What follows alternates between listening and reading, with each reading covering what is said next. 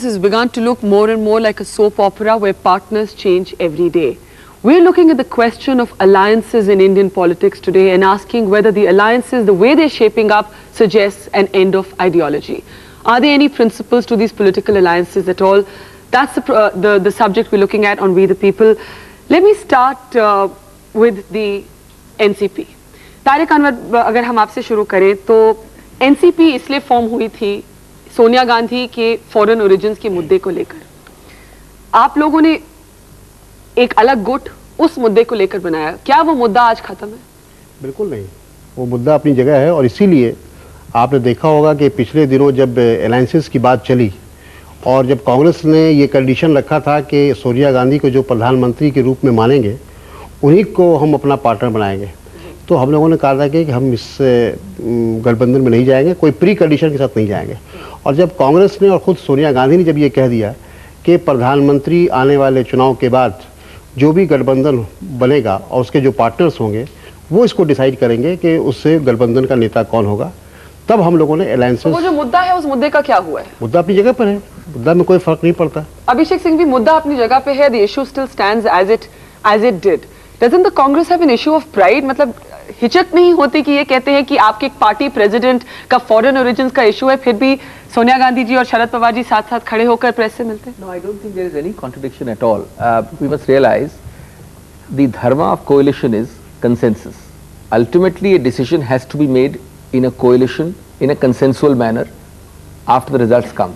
But equally, the Congress has said that the right of the Congress to elect its own leader is sovereign and supreme, just like the right of the NCP to elect its own leader or the SP to elect its own leader is supreme. Now, the two do not at all contradict unless and until the entire coalition sits together and takes a decision post-election. I don't see any contradiction there at all. And you're saying the dharma of coalition politics means the language of compromise, essentially. Consensus. No, consensus. Compromise is a little, it's a weak negative word. Consensus is a positive decision consensually amongst a group of people who have fought the election together. Okay. And I think it's actually a coming of age, a maturing of the coalition politics rather than a negative thing. चलिए अगर इस तरफ आ जाए तो स्वामी चिन्मयानंद जी, आप मंत्री हैं, अयोध्या मुद्दे के साथ जुड़े रहे थे, उत्तर प्रदेश की राजनीति में खास आपका इंटरेस्ट है। आजकल बात चल रही है, अब शायद भाई आपके इस साइड बैठे हैं, कि समाजवादी पार्टी और भाजपा में किसी तरह का रिश्ता हो सकता है चुनाव के बाद। लोकतंत्र की आवश्यकता है इस समय गठबंधन, और मैं समझता हूं देश ने इसको बहुत बाद में महसूस किया, जबकि शुरू में ही ये बात महसूस होनी चाहिए थी। अब रह गई समाजवादी पार्टी हमारे बीच की रिश्ते की बात, तो इस समय जब लोकतंत्र में गठबंधन एक आवश्यकता है तो उस चीज़ को हम ये नहीं कह सकते हैं कि वो नहीं होगा। लेकिन अभी तो समाजवादी पार्टी कह रही है हम अकेले लड़ेंगे, और ख़ास तौर से भारतीय जनता पार्टी से उसका कोई गठबंधन होगा इस बात पर न भारतीय जनता पार्टी कुछ कह रही है न समाजवादी पार्टी कुछ कह रही है। मैं भी कह रहा हूँ ऐसा कुछ अभी कोई हमारे उनके बीच में बात नहीं है। लेकिन शायद भाई फिर भी your leaders have met, Rajnath Singh, Mulayam Singh Yadav has met the prime minister. एक तरफ आप कहते हैं कि हम लोग सेक्युलर अलायंस फॉर्म कर रहे हैं, दूसरी तरफ ये बातचीत भी चलती रहती है। नहीं, एक बात मुझे बताइए कि एक राज्य का मुख्यमंत्री अपने अभी बने हुए 2 महीने हुए उन्हें अपनी डिमांड्स को लेके, राज्य के मसाइल को लेके क्या नहीं मिलेगा प्रधानमंत्री से?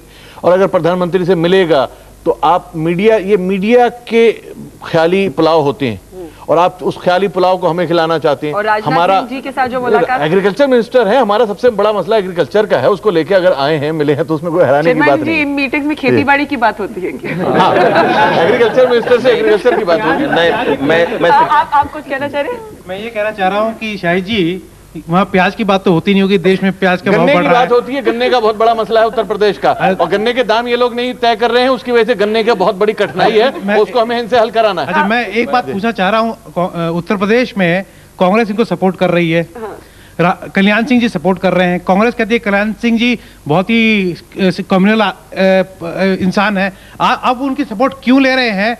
और जबकि आज ये सवाल आपका किससे है, या जो 4 पैलेस बैठे सिंघवी जी से है, फिर हम इस साइड वापस आएंगे। अभिषेक और कल्याण सिंह के आप लोग चाहते थे उनका सर एक कर्म कर देना एक वक्त, आज उनके साथ बैठ के आप लड्डू खा रहे हैं। कल्याण जी ने कहा है कि जो मैंने पहले किया वो गलत है, और मैं उसके लिए एक प्रकार से पश्चाताप भी किया उन्होंने कहा, पहली बात। दूसरी बात, वो समर्थन कर रहे हैं इनकी सरकार का, हम अलग से कर रहे हैं समर्थन इनकी सरकार का।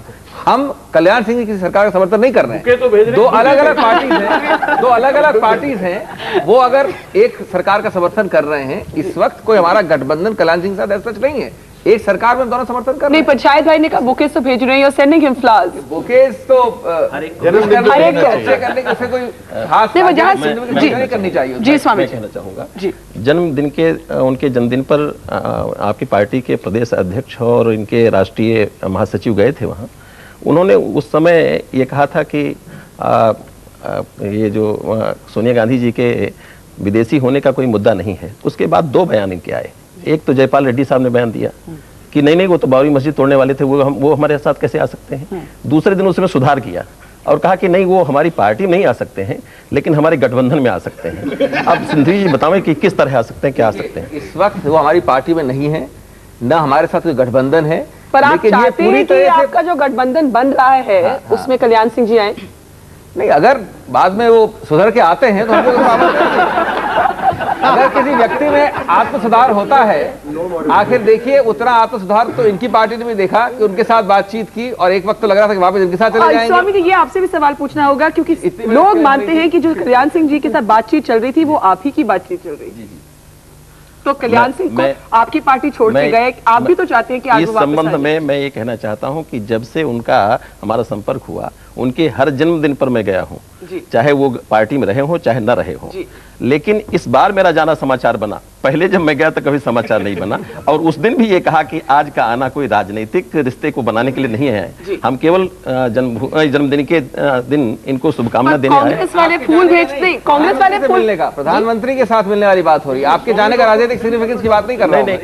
चलिए एक यहाँ सवाल है, उसके बाद विल कम दिस साइड। मैं ये कहना चाहता था कि स्वामी तो किसी भी घर में जा सकते हैं और वो मुद्दा कभी भी, वो मुद्दा क्या था, वो कब से शुरू हुआ था, ये तो स्वामी बता सकते हैं। अगर आप क्लैरिफाई करते, कल्याण सिंह आपकी पार्टी में थे, छोड़ के गए, आज आप चाहेंगे वो वापस लौट जाए परिवार में? देखिए, अगर वो वापस आते हैं और उन्होंने जैसे कहा है कि 40 वर्ष हम इस परिवार के सदस्य रहे हैं, इस परिवार से हम अलग नहीं हुए, पार्टी से अलग हुए हैं, तो जब परिवार में है तो पार्टी में आने के लिए उनका रास्ता बंद थोड़े है। नाउ नीजा चौधरी, एक मिनट, नीजा चौधरी वेरी इंटरेस्टिंग। वो हम चाहते भी हैं, हम नहीं भी चाहते। कांग्रेस कहते हैं वो सुधर के आ जाए तो वो आ जाए, ठीक है। स्वामी जी कहते हैं वो परिवार के हिस्सा थे, गए नहीं। ये क्या हो रहा है? What is going on? I think Lok Sabha चुनाव आ रहा है। गुलदस्ते भी जा रहे हैं, चाय पानी भी हो रहा है। शायद हमें एक लेवल पे सीरियस भी होना पड़ेगा जी, कि ये देश जो था, यहाँ पे लोकतंत्र इवॉल्व हुआ। कांग्रेस पार्टी ने पहले 35-40 साल डोमिनेट किया।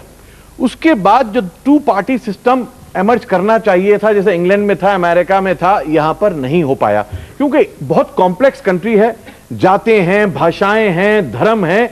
तो इस तरह के देश में एक तरह का एवोल्यूशन होता है कि टू पार्टी सिस्टम किस शक्ल में एमर्ज करता है कि एक अलायंस इधर, एक अलायंस इधर। और जब वो एमर्ज करने का प्रोसेस होता है तो उसमें बहुत सा मर्जिंग भी होती है, तो बहुत सी चीजें धुंधली भी होती है। not the end of ideology, ये political maturity है। Yes, it is not the end of ideology. Let's face the reality of the Indian situation and let's be very clear. We are being non-serious about this very serious situation that Indian democracy is maturing. Two sets of we are polarizing into two groups, but this polarization cannot be in black and white suddenly. It takes time. It is emerging and some merging will take place. कुछ इधर आएंगे, कुछ उधर जाएंगे। Basic जो ideological एक poles जो हैं वो क्लियरली नजर आने लगे हैं और मैं समझता हूं कि this is very good for Indian democracy. आपके हिसाब से आइडियोलॉजिकल पोल्स क्या है? Secular, non secular? यस, नहीं सिर्फ सेकुलर पे नहीं है। देखिए, देयर आर मल्टीपल पोल्स। ये जो एक आइडिया है कि सेकुलर नॉन सेकुलर पे हिंदुस्तान इतना इजी और इतना ब्लैक एंड व्हाइट में नहीं है, इकोनॉमिक पोल्स भी हैं। इसी वजह से जो मान लीजिए एंटी बीजेपी जो ग्रुप्स हैं उनके बीच भी डिफरेंसेस हैं और वो डिफरेंसेस बिल्कुल जायज होने चाहिए। अगर नहीं है तो गड़बड़ है। जैसे लेफ्ट है, लेफ्ट की जो इकोनॉमिक पॉलिसीज हैं वो कांग्रेस से नहीं मिलती, बीजेपी से भी नहीं मिलती। हमारी पार्टी है समाजवादी पार्टी, हम कांग्रेस से भी नहीं मिलते हैं इकोनॉमिक पॉलिसीज पे और बीजेपी से भी नहीं मिलते हैं। इनसे डबल डिफरेंस है, कांग्रेस से इकोनॉमिक पॉलिसीज पे डिफरेंस है, इनका जो स्टाइल ऑफ फंक्शनिंग है उस पे हमारा डिफरेंस है। तो वो एक अच्छे हैं, नेचुरल हैं, उनको हमें अलाउ करना आप कहते हैं ये पॉलिटिकल एवोल्यूशन है, बाकी लोग कह सकते हैं कि ये खिचड़ी पक रही है। We gonna take a quick break and come back and जो इतने भी audience welcome back. We looking at political alliances in the run up to elections. Shahid Siddiqui का कहना है कि ये एक पॉलिटिकल मैच्योरिटी है, बाकी लोग कहते हैं ये एक एंड ऑफ आइडियोलॉजी है। हमारे पैनलिस्ट इस पे जरूर बोलेंगे, लेकिन पहले नहीं कहा एंड ऑफ आइडियोलॉजी, नहीं, ये मैंने कहा, ये मेरी राय। चलो मेरी राय है। अब मैं कुछ सवाल अगर ऑडियंस से लूं, बोलिए। शाहिद साहब, आप कहते हैं हम अनेकता में एकता की बात करते हैं। What is your binding force? Money, power, what?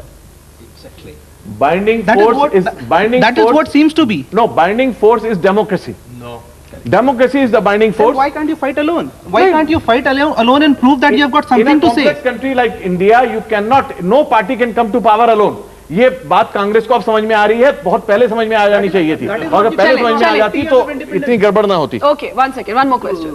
He is saying it is political maturity. To me, it looks that for power they will sleep with anybody. I mean, this is tragic state of affairs which the people are witnessing at the moment. Samajwadi Party, everybody can see is inching towards BJP very, very closely.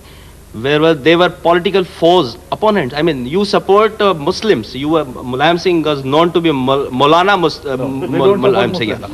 And now, I mean, what's the idea? We support secularism, not Muslims. Okay, I think you made your question. And ये जो एक cynical, Swami ji आपसे शुरू करते हैं। इनका कहना है कि ये करीब आ रहे हैं, आप लोग दोनों करीब आ रहे हैं, और इसमें आइडियोलॉजी क्या रह गई? आपने भी करीब बैठा दिया, मैंने भी करीब इसलिए बताया। आप जाना चाह रहे हैं। असल में अभी सिर्फ अभी बीच में सिर्फ मैं बची हूँ ऑब्स्टिकल। हम दोनों साथ साथ बैठे, लेकिन बीच में गलियारा है। एक बीच में गलियारा है, और उस गलियारे में आप हैं जी। और मैं समझता हूँ, बोलने दीजिए। मैं समझता हूँ कि ये जो सिद्दीकी साहब ने कहा ये सच है कि लोकतंत्र की, और खास में भारतीय लोकतंत्र की, यह आवश्यकता है कि वैचारिक दृढ़ता छोड़ करके हमें व्यवहारिक धरातल पर आना चाहिए, क्योंकि यहाँ विभिन्न रीति रिवाज, विभिन्न भाषाओं और विभिन्न आस्थाओं के लोग। बाइंडिंग फोर्स उसका क्या है? बाइंडिंग लोकतंत्र की दृढ़ता, और जिस तरह का ये देश है और जिस तरह की यहाँ विभिन्न रीति रिवाज, विभिन्न जीवन शैली है, अगर वो राजनीति में परिलक्षित होती हैं तो ये कोई विडंबना नहीं है, ये जरूरत है। अभिषेक, क्या कहना है? जी, say something, Yeah. Barka. एक minute. I think here we are having a very interesting mix of idealism and cynicism. Let me address idealism first. In an ideal world, perhaps a bipolar two-party or at the most a three-party system would be ideal. That has happened in certain Western European democracies, etc. But on the other hand, in our law, unless we legislate that you cannot have more than two parties on certain criteria, you cannot prevent in a democratic system so many parties coming up. So you have to live with the fact that people vote. Ultimately, it's the people who vote for regional parties. come together? That is the question. उनका binding force क्या है? As long as you have as many as 50, that's the whole point. As long as you have as many as 50 parties, you are being idealistic and ivory tower to forget that 50 parties can't come together. There will be a constant mushrooming, joining and unjoining. No, let me ask and that. Let me ask that. Yes, absolutely correct. That it is not so bad as you think. It's not the end of ideology at all. There is first of all basically a bipolar ideology. I think most of us draw a line. Most of us draw a line. BJP, Shiv Sena on one side. Most of us. I'm not saying that it is totally uncrossable, but most of us draw a line. BJP, Shiv Sena on one side. All the rest in various combinations. I want to stop you right there. One second. ये सब मुझे बोलना चाहिए। अच्छा एक minute. अच्छा एक minute. अच्छा शायद भाई 1 मिनट। स्वामी जी एक जवाब देना चाहूंगा। एक मिनट। एक तो ऑडियंस गलत बात कही है जी। एक मिनट। अगर ऑडियंस जरा सुने, या सुधी अधिवक्ता से इस प्रकार की प्रतिक्रिया की उम्मीद नहीं थी। अभी एक देखिए, इसके पहले हर चुनाव के पहले एक गठबंधनों की कवायद होती रही है, लेकिन 98 के चुनाव के पहले एक कवायद हुई और एक 22 पार्टियों का 26 पार्टियों का अलायंस हुआ, और वो अलायंस केवल शिवसेना और बीजेपी का नहीं था, उसमें विभिन्न विचारधाराओं के देश भर के राजनीतिक दल थे। आपने अपने मुद्दे छोड़े, इसीलिए हो पाया। मैं जो कह रहा हूँ कि कुछ ना कुछ छोड़ करके ही हम कुछ पा सकते हैं। पाने के लिए कुछ छोड़ना होता है। आपने अपना पॉइंट रखा। मैं तारिक अनवर से इस पे एक सवाल पूछना चाहूंगी। अभिषेक सिंह भी कहते हैं कि ये जो ब्रॉड डिवाइड है, ये सेक्युलर नॉन सेक्युलर छोड़ा, इन्होंने नहीं छोड़ा। अच्छा, तारिक अनवर जी, सब जानते हैं कि कुछ दिन पहले तक तो ये भी चर्चा चल रही थी कि एनसीपी और बीजेपी शिवसेना का गठबंधन हो सकता है। तो कहां से ये आर्ग्यूमेंट आती है कि एक तरफ लार्जली बीजेपी शिवसेना की पार्टीज है? इसमें आप क्या कहेंगे? एक मिनट, उनको भी बोलने दीजिए, उनको भी बोलने दीजिए। बोलिए। देखिए, ऐसा है कि जहाँ तक बीजेपी और शिवसेना से हाथ मिलाने वाली बात है, तो अगर हमको हाथ मिलाना होता तो पिछले लोकसभा के चुनाव के वक्त में हम हाथ मिला लेते, और आप डिनाई कर रहे हैं कि शरद पवार और प्रमोद महाजन की बात चल रही है? बिल्कुल कोई बात नहीं हुई, और शरद पवार जी ने भी इस बात को डिनाई किया है। उन्होंने कहा कि हमारी 10 साल से शिवसेना के प्रमुख बाल ठाकरे से मुलाकात तक नहीं हुई है, इसलिए बातचीत का कहाँ सवाल होता है। और दूसरी बात ये कि आप देख रहे हैं कि महाराष्ट्र के अंदर शिवसेना बीजेपी के साथ हमने सरकार नहीं बनाई है, हमने वहाँ सारे मतभेद होने के बावजूद भी हमने कांग्रेस के साथ वहाँ सरकार बनाया। शरद पवार और बीजेपी के बीच साहब ने कहा वो अल्टीमेटली वही विचारधारा, अगर विचारधारा के आधार पर अगर पोलराइजेशन नहीं होगा, अगर खीमे नहीं बटेंगे तो वो आगे चल के उसको कहते हैं स्टेबल नहीं हो सकता। नीरजा, ये क्या विचारधारा पे पोलराइजेशन हो रही है? ये is this happening on the basis of ideology at all? See, I think it's correct to say that ideology at one level is dead and power cements political parties. Yet, I would also say the reason why NCP is not prepared to go with the NDA, the reason why Samajwadi Party cannot go with the NDA pre-elections is because they represent certain constituencies, and those constituencies will not be happy with their joining hands with the NDA. But that doesn't mean कि post-election बदल नहीं सकता। अच्छा, एक minute, आप लोग सब संबंध में मैं एक सूचना देना चाहता हूँ। जी, तारिक साहब को शायद इनको जानकारी नहीं है, असम में गुवाहाटी में अभी कारपोरेशन का चुनाव हुआ है और एनसीपी का एक ही आदमी जीता था। वो आज एजीपी बीजेपी के गठबंधन में शामिल है और हमारे कारपोरेशन में हमारे साथ है।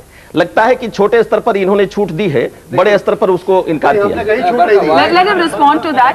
अच्छा, एक मेरा ऑडियंस से रिक्वेस्ट है, अगर आप लोग सब इकट्ठे ना बोले तो हम एक दूसरे की बात सुन पाएंगे। I'll give all of you a chance to speak. Tariq जी, बहुत जल्दी अगर आप स्वामी जी की बात पर रिएक्ट। तो मुझे इसकी जानकारी नहीं है, और ये जो कह रहे कॉर्पोरेशन के लेवल पर कुछ हो सकता है कि नीचे स्तर पर। But you have lost a leader in PS Sangma on this issue, sir. नहीं, बिल्कुल नहीं। हम तो आज भी ये मान के चल रहे हैं कि संगमा जी की दूरदृष्टि का वो परिचय देंगे और वो हम लोग के साथ आएंगे, क्योंकि ये बात बिल्कुल स्पष्ट मतलब है नहीं जैसा इन्होंने कहा कि उनके स्टेटमेंट जो आ रहे हैं, उनके जो बयानात आ रहे हैं, उसके आधार पर यहाँ बात हो रही है। अच्छा, चलिए थोड़ा नहीं सर, आपने बोला। एक बात और हमको कहनी थी, जो नीरजा जी ने कहा कि पोस्ट इलेक्शन हम लोग का अलायंस होगा, तो अगर पोस्ट हो सकता है, हाँ, पोस्ट इलेक्शन का अलायंस होता है, कुछ भी हो सकता है, शायद दैट इज वेरी ऑनेस्ट, कुछ भी हो सकता है। मैं आपकी दूसरी बात कह रहा हूं, के बाद मीडिया स्पेकुलेट करता है जी, तो स्पेकुलेशन तो आप कुछ भी कर सकते हैं किसी भी चीज के बारे में, तो आप बताओगे नहीं। मैं आपके बारे में कुछ स्पेकुलेट कर सकता हूं कि कल आप स्टार टीवी ज्वाइन कर लें, स्पेकुलेशन है, मैं कहूँ स्पेकुलेशन है, एनीथिंग कैन हैपन। आपकी कल शादी होने वाली है, मैं स्पेकुलेट कर रहा हूँ, तो स्पेकुलेशन करना जो है वो उसकी पर कुछ चीजें जो होती है वो कभी नहीं होती, लेकिन राजनीति में सब कुछ हो सकता है। ये इलेक्ट्रॉनिक मीडिया का हो गया कि इमीडिएट न्यूज़ के लिए। एक मिनट, you are all speaking together. Tariq भाई, एक मिनट, एक करके। नीरजा, मैं कह रही थी, जिस तरह से जब से मुलायम सिंह यादव चीफ मिनिस्टर बने हैं, तब से कई चीजें हुई हैं जिससे ये शक पैदा हो गया है। जिस तरह की इनका रवैया रहा है एफिडेविट के मामले में, अयोध्या मुद्दे पे, जिस तरह से इन्होंने बीजेपी को नहीं तोड़ा, बसपा को तोड़ा है, जिस तरह से बीजेपी के स्पीकर को नहीं बदला है, और बीजेपी वाले तो हम अभी बात कर रहे थे, बीजेपी वाले तो ओपनली ये कहते थे कि ये अंडरस्टैंडिंग हुई है कि अडवाणी को वोट छेड़ो नहीं, भाजपा को तोड़ो मत और सोनिया को जोड़ो मत। अब I don't know whether this is true. अच्छा, चलिए, अच्छा ऑडियंस, सर शायद एक मिनट। फर्स्टली ऑडियंस में सब जोर जोर से बोल रहे हैं, आप लोग के पास माइक्रोफोन नहीं है, प्लीज एक एक करके, शायद एक मिनट, थोड़े सवाल यहाँ पे भी। अच्छा, मैं इनका जवाब देना चाहूंगा। हाँ, थोड़ी देर बाद बोलिए। My question is with all the political parties that why you're not thinking realistically that secularism, non-secularism is a 50 years back it was started, and still we are beating the bush, secularism, non-secularism. Right now the world scenario says it is protection, security and sustainability of development. Right now we have just started thinking that we need development. तो आपके हिसाब से secularism, non secularism की ideology का कोई मानना नहीं है? It's a useless ideology as per present world scenario, and we have, all political parties have forgotten one main thing, that in December 2001 when parliament was attacked, then we thought to attack Pakistan, which is a nuclear चलिए power. अब ये पाकिस्तान के मुद्दे में मत जाइए ये अलग That time political parties, they valiantly opposed US, and US is the only party which suppressed. चले बस Not to attack Pakistan. now बस you made your point and you're taking the debate into a tangent. चलिए बोलिए। वैसे मैं अपने मित्र से सहमति जताता हूँ। आप सहमत मैं सहमत हूँ उनसे। ठीक, एक सवाल पूछे। Question is to mister Swami Chinmayanand ji, respected Chinmayanand ji, आपके जो एनडीए की जो सरकार बनी थी 1998 में, आप बड़े गर्व से बोलते हैं कि हमारी एनडीए 22 पार्टी को लेके, वहाँ आपका आइडियोलॉजी कहाँ था? वहाँ आप जॉर्ज फर्नांडिस साहब से तालमेल कर रहे हैं जिनके साथ आपका कोई आइडियोलॉजिकल संबंध नहीं था। तो आप कहाँ से दूसरे पार्टी को बोलते हैं कि आपका आइडियोलॉजी? मैंने तो दूसरा पार्टी अगर चोरी करे तो वो चोर, और आप अगर करे तो आप साधु। ये गलत सवाल किया है आपने, मैंने तो सवाल उठाया ही अब उनका जवाब, ये गलत सवाल उठा दिया आपने। स्वामी जी नहीं, एक अच्छा सर एक मिनट, एक तो आप बहुत आउट ऑफ टर्न बोल रहे हैं। देखिए मेरा कहना ये है, one second, can we have some order here? Swami ji, Abhishek ji, 1 minute. Swamiji, to answer this point, because what he said Yes, is disproved by this very thing. Yes, I would like you to are respond. able to run one of the most unholy alliances only because you are probably the only party in the world जिसने officially इसके जो 4 agendas हैं 1, 2, 3, 4 officially उनको discard कर दिया। स्वामी जी, पहली बात। दूसरी बात, जो आपका अलायंस था गठबंधन, वो जो चला है 2-3 साल में, any party can join, walk of like a railway platform, walk on walk of, ministers join करते हैं, ममता जी आती हैं जाती है, अजीत सिंह जी आते हैं जाते हैं, डीएमके आती है जाती है, इसमें कहाँ है principle? The point is that I think you made your point Abhishek, let's Swami Chinmayanand answer. Swami ji silence please. देखिए मैं उन मित्र से सहमति बताता हूँ। हमारी ये गठबंधन की अपवित्रता की ओर जिस संघवी ने संकेत किया है, मैं कहना चाहता हूं हमारे यहां से निकलकर कुछ लोग इनके यहां पहुंच रहे हैं। अब इनका गठबंधन कितना पवित्र होगा वो सवाल अलग है, लेकिन हम इस पवित्र देश को समृद्धि की ओर, सुरक्षा की ओर और आत्म गौरव की ओर, स्वाभिमान की ओर ले जाने के लिए अगर कोई अपवित्र गठबंधन करते हैं तो वो गठबंधन अपवित्र होते हुए मुझे स्वीकार है, क्योंकि देश पहले है, गठबंधन बाद में है। तो आपकी जो सवाल दिया गया कि बीजेपी के जो 4 मुद्दे थे वो एक साइड रख दिए गए हैं, उसके बारे में आप क्या कहें? सवाल मुद्दों का नहीं है, सवाल देश का है। देश के लिए मुद्दे आगे पीछे होते रहेंगे, लेकिन हम देश के मुद्दों के लिए देश को पीछे नहीं करेंगे। चलिए we going to take a break के बाद बहुत लोग कहते हैं ये वाजपेयी वर्सेस सोनिया का इलेक्शन है। Is it a Vajpayee versus Sonia election और does the opposition have any other leader? We look at that question after the break. एक भाई साहब से पूछना चाहूँगा कि suppose Congress party parliament elections में अगर मेजॉरिटी में आ जाती है, उनके मेंबर जितने होते हैं, they don't bother about the other alliances, और उस वक्त वो कहते हैं because we are in majority we want to make Mrs Sonia Gandhi as the prime minister because it is our right now, तो व्हाट विल बी क्या कर सकते हैं? नहीं सुनिए सोनी देखा, ये बात स्पष्ट है डेमोक्रेसी में, लोकतंत्र में, अगर इस देश की जनता नहीं कांग्रेस को, अब उनको जवाब दीजिए, अगर इस देश की जनता कांग्रेस को 272 सीट दे देती है और कांग्रेस जैसा कह रही है कि हम अपना नेता हम सोनिया गांधी को चुनेंगे, तो हम और आप क्या कर सकते हैं उसमें? हमारी पार्टी का स्टैंड वही है जो हमने पहले कहा था कि हमारी पार्टी ने जो मूल हमारा जो विचारधारा है वो अपनी जगह पर है, और हमने इसीलिए कहा कि जब तक कांग्रेस ने इस बात को विड्रॉ नहीं किया। Except Sonia Gandhi as a prime ministerial candidate? एक सवाल निकलता है कि अगर कांग्रेस सबसे बड़ी पार्टी के रूप में इस अलायंस में आती है, सबसे ज्यादा सांसद इनके होते हैं और इनको दूसरे लोगों की सहयोग की जरूरत होती बहुमत के लिए, उस स्थिति में आप क्या करेंगे? वो कांग्रेस सोचेगी ना स्वामी जी, वो विवाद अभी उठाने से क्या फायदा, क्योंकि अभी चले I think that's as much of an answer. ये वही बात आप कर रहे हैं जो अभी शाहिद साहब ने कहा कि सोचना खाली कि आगे का आप सोच रहे हैं, विजुलाइज कर रहे हैं, लेकिन जो धरती पर जो सच्चाई उसको देखिए ना। चले दोनों सोचना ही है। चले स्वामी जी एक और सवाल है, बोलिए। I have got a very hard question for Congress and BJP both from their reps. BJP के प्रवक्ता ने अभी कहा कि हमने अपने मुद्दे साइड पे रख दिए, देश मुद्दे हमारे पीछे हैं, देश आगे है। क्या ये कहना चाहते हैं कि जब इन्होंने मुद्दे पीछे रख दिए तो देश क्या डूब रहा था? क्या इन्होंने उसको उबार दिया? अगर उबार दिया तो क्या किया इन्होंने उबारने के लिए, ये मेरे को बताएंगे। और कांग्रेस का सवाल भी साथ ही पूछ लीजिए। कांग्रेस के लिए मेरा सवाल ये है कि अगर आपने लोगों को 50 साल के लिए वोट दिया, तो वो वोट दिया आपकी शख्सियत, पंडित नेहरू जो आपके लीडर थे, उन लीडर के अंदर उन्होंने कोई देश के लिए जज्बा देखा तो उन्होंने आपको वोट दिया। बजाय इसके कि आप वो जज्बा अपनी पार्टी में लाएं, आप गठबंधन की बात करते हैं। आप अपने आप को उभारिए, आप उस लेवल पे आइए जहां पे आपके नेता थे पहले और लोग आंख बंद करके आपको वोट देते थे। कोई दो पार्टी या कोलिशन की जरूरत ही नहीं थी। आप ये बात क्यों नहीं करते हैं? चलिए, आप दोनों को मौका मिलना चाहिए। स्वामी जी, आपसे शुरू करें। मैं कहना चाहता हूं कि देश जिस राजनीतिक अस्थिरता के दौर से गुजर रहा था और जिस तरह से राजनीतिक अनस्टेबिलिटी हुई थी कि सरकारें यहां केंद्र में 6-6 महीने 1.5 साल के अंदर खत्म हो रही थी, उसको देखते हुए विदेश के लोग और देश में भी प्रगति रुक गई थी, अवरुद्ध हो गई थी। इसलिए देश को राजनीतिक स्थिरता देने के लिए हमें यह आवश्यक था कि कोई विकल्प खोजा जाता। कांग्रेस खोज लेती, अच्छा था, लेकिन कांग्रेस नहीं खोज पाई, हमने खोजा। और खोजने में हमें स्वाभाविक था कि जब सबको साथ लेना है तो कुछ छोड़ना पड़ेगा, तभी कुछ हम पा सकेंगे। हमने छोड़ा, पानी। Abhishek Singh ji, valid question. Let me make it very clear that in this world, it's not an ideal world. There are a lot of necessary evils. Coalition, गठबंधन is a necessary evil. कोई पार्टी नहीं चाहती है कि कोalition करे अगर वो अपने बलबूते पे मेजॉरिटी ले सके। जब सच्चाई अगर ये है कि नहीं होगी पूरी मेजॉरिटी, तो आप क्या अपने काम नहीं करेंगे ये सोच के परमानेंटली 10 साल 20 साल कि हम पावर में कभी नहीं आएंगे और कि हम अपने बलबूते पे खड़े होंगे? वो एक अनरियलिस्टिक व्यू है। आइडियली ये बात सही है, लेकिन रियलिटी में ये चलती नहीं है। Let's give other people a chance. Let me only add one thing. quickly. The point remains, this is the only party in the world perhaps which officially discarded each and every one of its agenda. किस बात पे?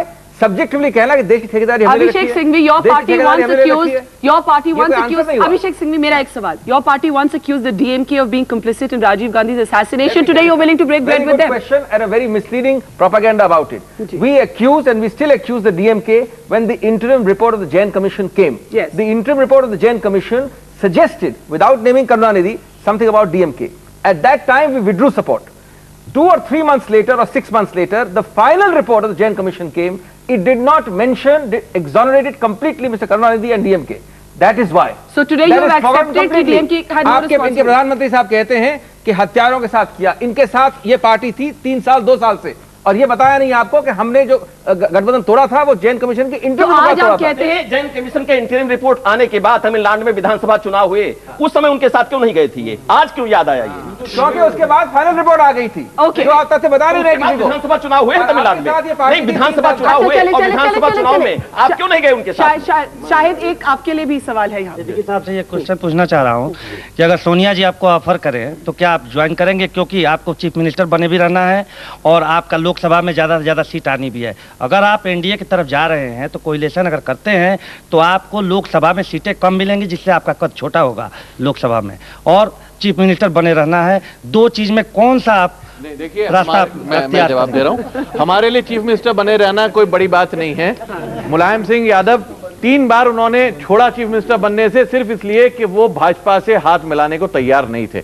पहली बात तो ये। दूसरी बात, नहीं सुनिए आज की हालत, मैं दूसरी बात बता रहा हूँ। दूसरी बात ये कि हमारे लिए सेकुलरिज्म आज भी सबसे बड़ा मुद्दा है। हिंदुस्तान जैसे देश में ये कहना कि 50 साल पुराना हो गया बिल्कुल गलत बात है। लोकतंत्र 200 साल, 400 साल, 500 साल पुराना है, इसलिए तीसरी बात, इलेक्शन के बाद कुछ भी हो सकता है। नहीं, वो नीरजा समझती है, हम तो नहीं समझते। हमारे लिए आइडियोलॉजिकल, देखिए आइडियोलॉजी में कहीं फ्लेक्सिबिलिटी होती है, लेकिन कुछ फिक्स पॉइंट्स होते हैं किसी भी पार्टी की आइडियोलॉजी में, और हमारा एक फिक्स पॉइंट जो है वो सेकुलरिज्म है। उस पे हमारा कोई कंप्रोमाइज नहीं होता, कोई समझौता नहीं होता। भाजपा छोड़ दे, भाजपा ने जिन मुद्दों पे देश को बांटा है, हिंदू और मुसलमान को बांटा है, उन सारे मुद्दों को छोड़ दे। हमें भाजपा से भी हाथ मिलाने एक शाहिद भाई, हमें कोई दिक्कत नहीं है, लेकिन बदलेंगे हम, नहीं बदलेंगे ये। सर, लेट मी अंडरस्टैंड, आप कैटेगोरिकली कह रहे हैं कि पोस्ट पोल अलायंस की हालात में भी आप एनडीए के साथ कोई रिश्ता नहीं रखेंगे? अगर वो अपने हमारे लिए मुद्दे इंपॉर्टेंट हैं, मुद्दे तो उन्होंने वैसे ही साइड कर दिए। नहीं किए। अगर बनी हुई है तो फिर हम नहीं जा सकते। अगर हमें जाना होता तो हम बहुत पहले जा सकते हैं। चौधरी, एक मिनट, अब सर, इसका मतलब नहीं कि हम कांग्रेस के साथ जाएं, क्योंकि कांग्रेस ने 45 बरस जो किया है वो आपके सामने है। कांग्रेस के जो आर्थिक पॉलिसीज हैं उनसे हमारा एग्रीमेंट नहीं है, तो जरूरी नहीं है। हाँ, अगर हालात ऐसे बनते हैं कि देश में सेकुलरिज्म को बचाने के लिए साथ आना पड़े तो कांग्रेस और हम साथ आ सकते हैं। हमें सोनिया के पीछे जाने की जरूरत नहीं है, हमें कांग्रेस से इशू नहीं, इश्यूज पे, आइडियोलॉजी पे एकता हो सकती है। व्यक्ति मुलायम सिंह और सोनिया गांधी की दोस्ती नहीं हो सकती। One second, Nija, do you accept this? Do you believe that this is a reasonable political? I think time will tell. I only said that suspicions had been aroused by the behavior and the actions of the UP government. One second, Shahid, please let me hear me out, please. This is one thing. However, as we were again talking, things might change. अगर Ayodhya solve हो जाता है, अंदर खाने बातचीत चल रही है, इंडो पाकिस्तान में फ्रेंडशिप हो जाती है, the scenario will undergo a complete change. But let me just agree with Shahid on one thing, if I may, which he said at the beginning. I think we should not underestimate the importance of the rise of these two coalitional arrangements that are actually coming into existence, leading to a bipolarity. It's not two parties. But what is the basis? We've come back to that. Iska basis kya hai? See, basis, I think, while there'll be differences, you know, let's not look at it in absolute black and white कि सिर्फ power के लिए है, power के लिए है, लेकिन उसके अलावा we are a very diverse country and आज जैसे BSP खड़ी हो गई है, तो दलित का इंटरेस्ट ये मेन स्ट्रीम पार्टीज नहीं रिफ्लेक्ट कर पाई हैं. They have been on the decline. They are not able to improve their performance beyond a point. BJP is not able to, as a mainstream party, improve its performance beyond a point. Therefore, you've had the rise and emergence of these regional groupings, which reflect certain constituencies who over 50 years have become politically aware and want their due. So that is what our country is very diverse. So different groups are getting a democratic voice or a voice in the political space. That's also the way to one look at question it. here. Boli. I've got a question to all the political parties. See, there's a very famous statement that the cure for all ills of democracy is more democracy. Because the single biggest party, the Congress, in the earlier years did not have the certain degree of inner democracy that was required, we the people chose other individuals and we chose other smaller parties. Now if that alliances are happening, right, I see that in futures, at some point of time, they will be forced to discuss real issues, because when we elect an individual or when we elect other smaller parties, we demand that हमारे रोजमर्रा के issues को address किया जाए. तो आप support करें इन alliances को? I think alliances are good in the long run because they force democracy. They force higher level of democracy. Okay, pass the mic to that lady there. हाँ, बोलिए. I think what we're basically, deviating from the fact is we are a poor country, and the fact is, I don't care who rules my country as long as you give me a job. As long as you think about, you're talking about secularism and non-secular parties, but honestly, I don't think, if a Muslim is well-fed and has an income would rise, or a Hindu who's well-fed would rise and kill a Muslim or a Hindu. This is the basic thing. Alliances are fine. But why don't you just accept that, there are other pressing needs? Look at... And you think people would vote more on that? Yes, definitely. If you look at me, as a city dweller, I would want a job. And I'm happy that it's growing at 8%, economy. And so would a peasant. We need the basic things to survive. Okay, पीछे mic दे दीजिए, please. हाँ. Sir, I would like to know one point from all these major political parties. They are fighting between secularism and communalism, but Congress is having an alliance with Indian Union Muslim League, and they are saying that BJP is communal, but nobody is addressing the real problems of the people. Basically, development is the main criteria. So instead of talking on that, they are only trying to make a coalition to just get into power, because we are not in power for the last 8 years. One quick comment. Do you believe development will be the key issue in this election? No, there is no doubt that development is always the key issue in any governance of any country, in any election. But the point is to see issues of social division and economics separately. This question sounds very plausible when you say we'll be very happy with development, forget about all social issues. But if suppose, for example, you were to divide the country, you would have communal riots, if you were to have differences, killings, you won't have economic development. The point is there is a inherent interlinkage between these two. Okay. So you can't look them in Swami ji, आपके मुताबिक इस election में main issue क्या है? 71 से लेकर 96 तक जितने चुनाव लड़े गए सब सांप्रदायिकता के नाम पर लड़ गए. 98 के बाद ठीक है, अब कोई लड़ा, हम लड़े, आप लड़े, हम दोनों मिलकर लड़े हैं, ऐसा थोड़े कहीं बाहर से लड़े हैं. लेकिन आज दक्षिण एशिया में एक सवाल उठा दिया गया, सार्क देशों के सम्मेलन उठा दिया गया, और उस पर दक्षिण एशिया के सभी देश जिनके बीच में बड़ी ऊंची ऊंची बर्फ जमी थी, वो पिघली कि हमें अपनी आर्थिक जरूरतों को, अपने रोजगार के सवाल को और अपने पिछड़ेपन को दूर करने के लिए हमें ये सामाजिक दीवारें दूर करनी चाहिए। और हम मानते हैं कि विकास ही एक ऐसा मुद्दा होना चाहिए जिसमें सारी बातें पीछे हो, विकास नंबर 1 पर हो। Okay, we'll take a quick break and come back in just a moment.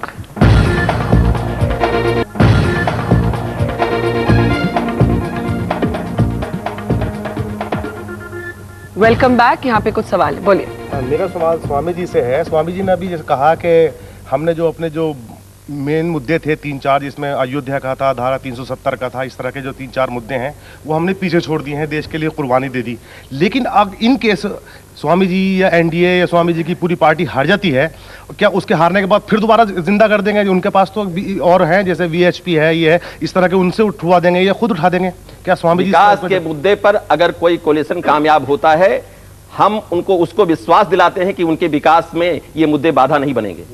चलें, I think that's a categorical answer. जी, आप पूछिए। My question is to mister Singhvi. Mr. Singhvi, just be a little loud. Abhishek, question for you. My question is to Mr. Singhvi. Congress was earlier taking the stand that they do not need an alliance for Lok Sabha elections. Now all of a sudden they have woken up to the need. And is it right for Sonia Gandhi to stoop so low as flying down to Mumbai to meet Mr. Sharad Pawar for alliance? I think that's a totally wrong perception, and I'm glad that you give me the occasion to clarify it. More than 3 years ago in Panchmadi, if you read the declaration, it is clearly written that we are open to all alliances, pre and post, written in writing, depending on the regional or the national perception and need at that time. That was followed by Srinagar. Srinagar has a document, a whole page is devoted, detailed written paragraph. There, that was followed by Shimla. The Shimla civil said so also. But naturally, so the principle has not changed 1%. Okay. There's no question of stooping down. But naturally, when elections come closer, the urgency and the momentum and the speed increases. But Shahid, I remember after the assembly elections, many of party like Samajwadi Party, NCP said the Congress has been politically arrogant. It has thought it can go it on its own. Do you think the Congress has woken up too late? Yes, I think one mistake they have been committing is they should have, for the last 4 years, they should have worked as a opposition party to remove NDA from power. They should have fought NDA. They were working to make Sonia Gandhi the Prime Minister, not fighting to remove NDA. That was the mistake. Now they have woken up to this reality, and I hope that they will go in the right direction. अब इसमें जो सवाल है जैसे तारिक भाई, वो ये है कि NDA का Prime Ministerial candidate is very clear. There's Mr. Vajpayee on one side. आप लोगों का Prime Ministerial candidate कौन है? देखिए, ये ऐसा पहले भी हुआ है। 77 में भी जब जनता पार्टी बनी थी तो कोई प्राइम मिनिस्टर कैंडिडेट नहीं था। नतीजा क्या हुआ? और नतीजा जो भी हुआ हो, और ऐसा कुछ नहीं है। अच्छा, जब पहली बार वाजपेयी जी बने थे तो उस वक्त भी प्राइम मिनिस्टर कैंडिडेट वो नहीं थे। उनको तमाम पार्टियों को उन्होंने मैनेज करके वो प्रधानमंत्री बने, जो 13 महीने के चक्कर। उस वक्त गठबंधन नहीं हुआ था आपका, प्री पोल गठबंधन नहीं था आपका, और उस वक्त कोई डिक्लेयर नहीं था। चलिए, जो मेरा सवाल है उसका जवाब कि कौन कौन रहेगा वो कैंडिडेट? देखिए, ये जैसा हम लोगों ने पहले कहा कि ये तो कंसेंसस होगा। जैसा इनर डेमोक्रेसी की बात कही अभी हमारे साथी ने, वो बिल्कुल सही कहा कि पार्टी के अंदर जब हम डेमोक्रेसी पर हमारा विश्वास है, लोकतंत्र पर विश्वास है, तो किसी को थोपने की क्या जरूरत है? This is a very interesting contradiction created by the BJP to try to make and hype up Mr. Vajpayee into demigod status. Nothing else. But doesn't it show that the opposition doesn't have a leader? In a parliamentary democracy system, number one, how do you convert it into a presidential contest? I don't understand. Number two, you swear by coalition dharma of consensus, but you want to impose some person totally but without discussion. But if it's acceptable to their allies? No, if it's acceptable, it's all right, but you can't have it as a rule. Number three, Mr. Narasimha Rao, Janata government apart, Mr. Narasimha Rao became a prime minister. He was not a declared candidate before. Indeed, even Mr. Devgowda and Gujral were not, for various exigencies. There is no rule at all in politics, in Indian politics of parliamentary democracy, that you must go into election with a declared prime minister. Swamiji. This has only been done to hype up by and use of public money in advertisements to hype up a image of an existing prime minister. That's all. देखिए, सवाल प्रधानमंत्री का नहीं है, सवाल गठबंधन के नेता का है।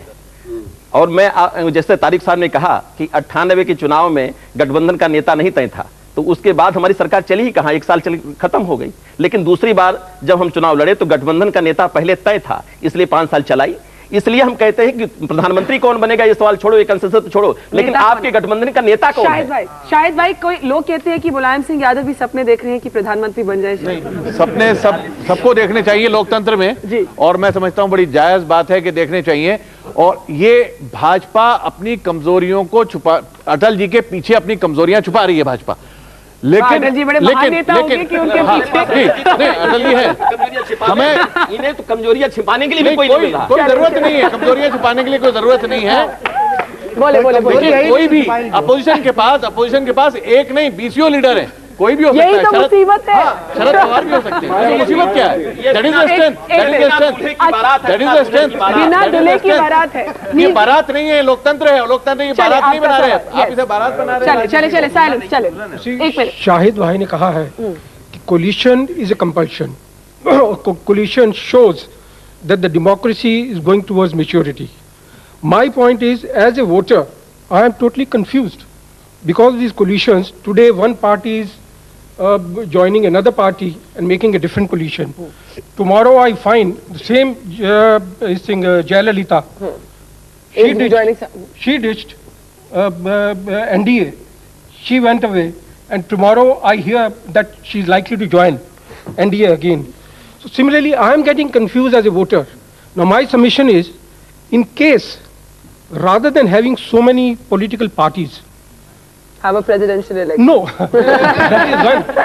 You see, rather than having so many political parties, why can't they join, merge, and make? You see, I'll definitely call it a maturity. Okay, of I'm answering your democracy. question. मैं नीजा से पूछना चाहती हूँ। नीजा, ये जो बात है that the opposition has 20 leaders, is this going to hurt them or harm them? I think as the BJP keeps saying, na, Vajpayee versus who, question mark.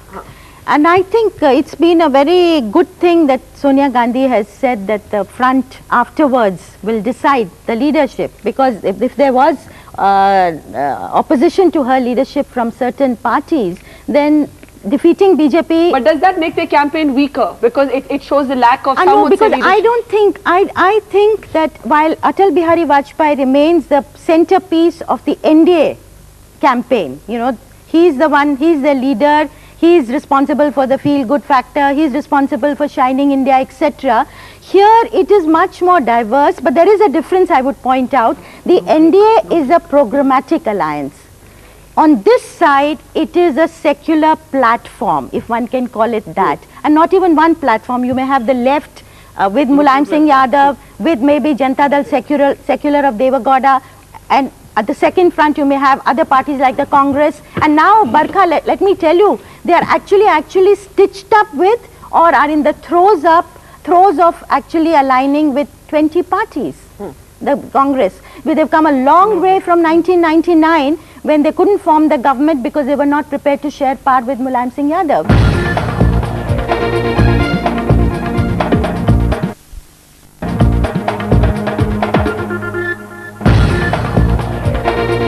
I think let's go through all our panelists and try and reach some consensus on what will be the key issue of this election. Will it be leadership? Will it be development, or will it be a range of regional and local factors? Let's start with you, Abhishek Singhvi. Well, development will remain a primary issue, and I think that's the way it should be. Along with that, there will also be a look at the overall character and profile of the people challenging the NDA. So both of them will together be the real issue. And how many parties, are you hoping to get the Samajwadi Party on board with you?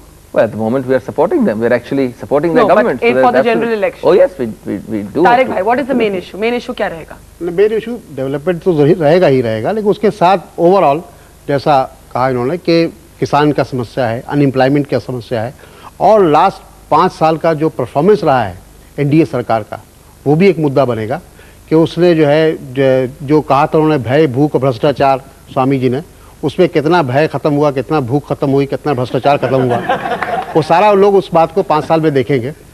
जी शाहिद भाई, मैं बिल्कुल agree करता हूं कि, लेकिन असल issue ये नहीं है कि डेवलपमेंट हुआ कि नहीं, इशू ये रहेगा कि उस डेवलपमेंट का फल किसे मिला। किसान को मिला, गरीब मजदूर को मिला, माइनॉरिटीज को मिला, जो हमारे खाली शहरों में तो कहीं नहीं रुक गया। 10-15% जो लोग हैं उनका विकास हुआ, ये देश के 85% लोगों का विकास हुआ। ये मुद्दा जो है सबसे जो है आगे रहेगा, सबसे अहम मुद्दा। स्वामी जी, भय भूख भ्रष्टाचार हमें 50 साल की विरासत में मिला था, और 5 साल में चले आखिरी कमेंट, मैंने आपको उनको भी बोलने दीजिए। इतना भयभीत क्यों हो गया आप? भयभीत करके रखा है हम लोग, आपने कर रखा है। चलिए प्रोग्राम समाप्त होने यही इन्हीं से मिला है हमको, भय, भूख, भ्रष्टाचार विरासत में मिला।